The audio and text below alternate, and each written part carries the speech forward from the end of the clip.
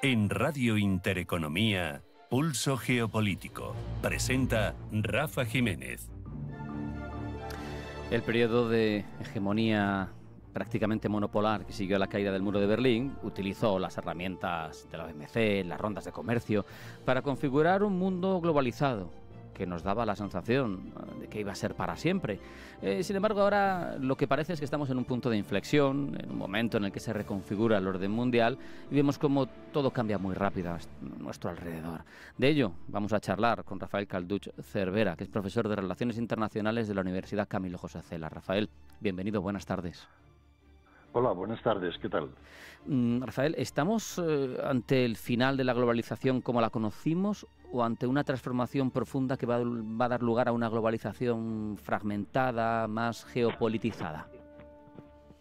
Bueno, lo primero que había que es diferenciar, porque tú has explicado muy bien, dos conceptos diferentes pero has utilizado el mismo término. Esa es una consecuencia de que en inglés se utiliza el mismo término globalization tanto para lo que en castellano llamamos mundialización, de lo que ahora también denominamos en castellano globalización.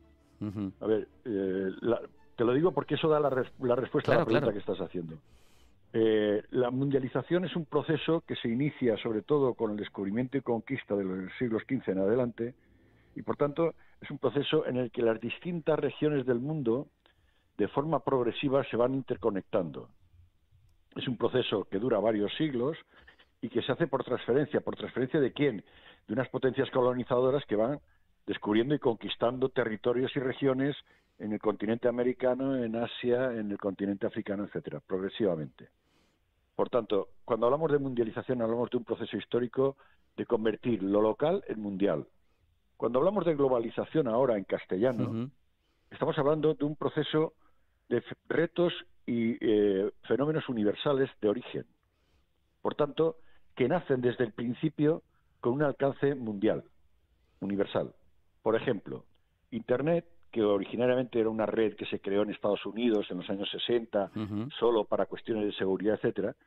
Internet pasa del año 2000, que tenía en torno a 850 millones de usuarios, a la actualidad, es decir, en 25 años, en un cuarto de siglo, ha pasado a tener más de 5.600 millones de usuarios.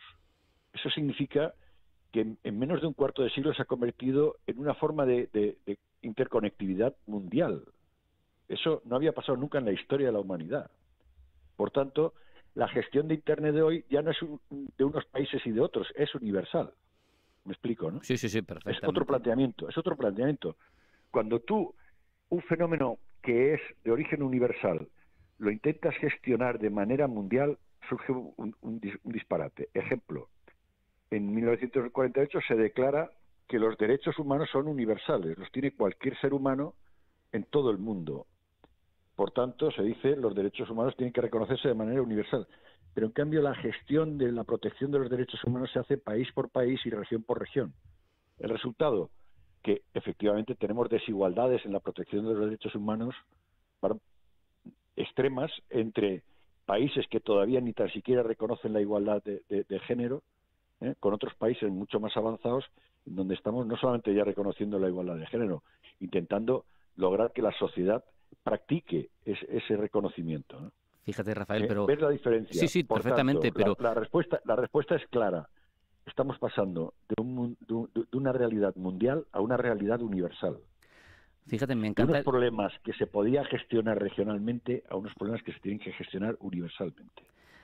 El ejemplo que has utilizado, el de los derechos humanos, me parece muy interesante porque, corrígeme obviamente si no estás de acuerdo, pero surge de una visión de la tradición eurocéntrica y sin embargo tienes a los países islámicos que no los han firmado y han desarrollado su propia declaración de derechos humanos islámicos, y tienes a China, por ejemplo, que te dice es un concepto eurocéntrico, yo no lo veo igual, por eso creo que cada país tiene que gestionarlo como él quiera. Eso genera una tensión con la explicación que nos estás dando, ¿no? Con la realidad que nos estás dibujando. Eso lo que demuestra es que desde el punto de vista legal tú puedes hacer una regulación universal de los derechos humanos, pero desde el punto de vista sociocultural el mundo sigue dividido y fragmentado en culturas. Tú puedes crear un instrumento de conectividad, porque no es solamente comunicación, es interacción humana, lo que permite Internet, de conectividad universal y, sin embargo, estará fragmentado internamente por las diferencias socioculturales. Esa es la contradicción en la que vivimos, esa es la tensión que tú señalabas al principio y que naturalmente se traslada al ámbito geopolítico, claro. Claro. Incluso aquí, si me permites abundar, parece que durante estas décadas del 90 para acá, el fin de la historia famoso, parece que el soft power, ¿no?, ese poder blando, parece que marcaba mucho las relaciones y, sin embargo, ahora vemos una realidad relativamente distinta en la que los últimos estudios lo que te apuntan es el hard power está por encima ahora mismo. No vale solo con tener autoritas, como por ejemplo ha tenido la Unión Europea y su respeto a los derechos durante décadas, sino que hay que poner sobre la mesa una potencia económica, una potencia militar. ¿Dónde queda ese poder blando o hacia dónde va a ir ese poder blando en esa gestión de una realidad que tú mencionabas, que tú explicabas? Sí, porque, a ver, esto es una apreciación personal, pero yo creo que lo que ha cambiado no es la realidad, es la valoración que hemos hecho de distintos aspectos de la realidad. Yo creo que saliendo de la... A ver, lo diré de esta manera. Una vez entra en crisis el sistema de la bipolaridad nuclear estratégica, que, ojo, fue brutalmente decisivo porque cualquier enfrentamiento militar directo entre Estados Unidos y la Unión Soviética podía escalar a una guerra nuclear total que borraría a la humanidad. Una vez se relaja eso porque desaparece la Unión Soviética, nos pasamos a la ingenua expectativa de que hemos dominado ese peligro y que, por tanto, lo importante ya no es ese peligro que desaparece del arma nuclear estratégica, sino otras formas de poder más cotidiano, que es el soft power, ¿no?, la influencia, el liderazgo, etcétera. Pero ese poder nuclear estratégico seguía estando ahí. Otra cosa es que cambiamos la percepción y la valoración de esa realidad. Yo eso lo explicaba mucho en clase.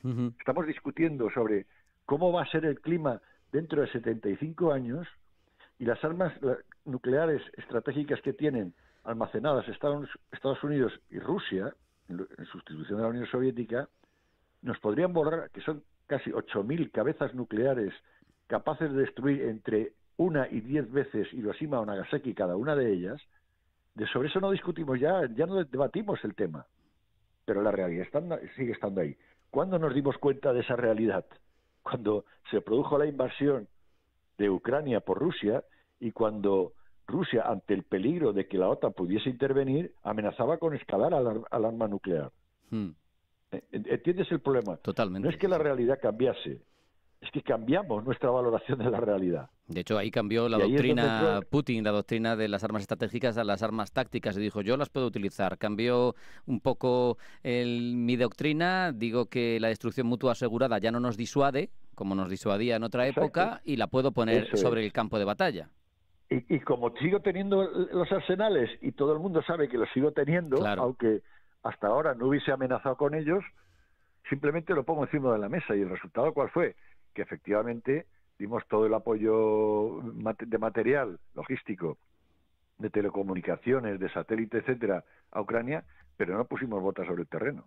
Claro, porque eso ya es ¿no? Una vuelta de tuerca. Claro, es que eso es entrar en un riesgo real. Claro. Lo mismo que ahora. Claro, Ucrania ha hecho un ataque convencional, pero la ha destruido casi 1/3 de lo que son los elementos, lo que se llaman las lanzaderas de las armas nucleares, ¿no? Sí, en este caso los bombarderos estratégicos, etcétera, sí. Exacto, eso es.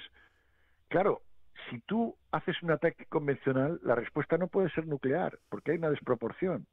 Y si tú haces esa escalada, tú no sabes cómo va a reaccionar tu enemigo nuclear, que es Estados Unidos.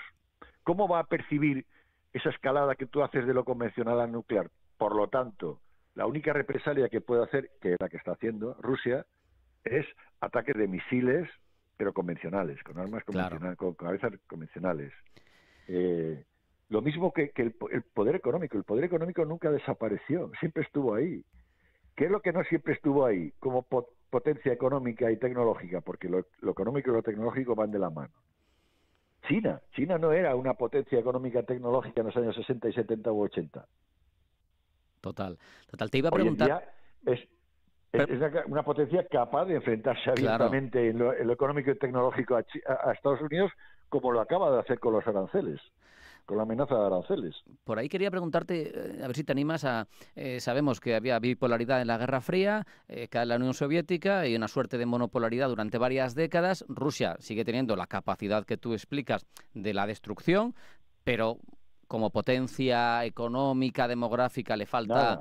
cero a la izquierda. Le falta talla. Entonces ahora te pregunto, ¿hacia dónde vamos? ¿Hacia una bipolaridad China-Estados Unidos? ¿Hacia una apolaridad de un mundo fragmentado en el que los conflictos se resuelven bilateralmente? ¿O cero polaridad, como dicen algunos? ¿Dónde crees que nos vamos a situar en esta transición que vivimos? En la transición, porque lo señalas muy bien, no estamos en el final del proceso de globalización en el sentido de universalidad. Estamos en el comienzo, pero en esa transición yo lo que percibo cada vez más claramente es lo que denominaría una rivalidad diferenciada. ¿Qué es eso de una rivalidad diferenciada? Primero, no es un antagonismo bélico, pero sí es una rivalidad, es decir, es una conflictividad todavía no escalada al uso de la violencia, o no escalada al uso de la violencia generalizado, pero que tiene esa potencialidad, ¿no? Y diferenciada, ¿por qué? Porque la rivalidad que se tiene por parte de los países de Europa Occidental y también de Estados Unidos, aunque cada vez quiere desentenderse más, con respecto a Rusia, es una rivalidad estratégica,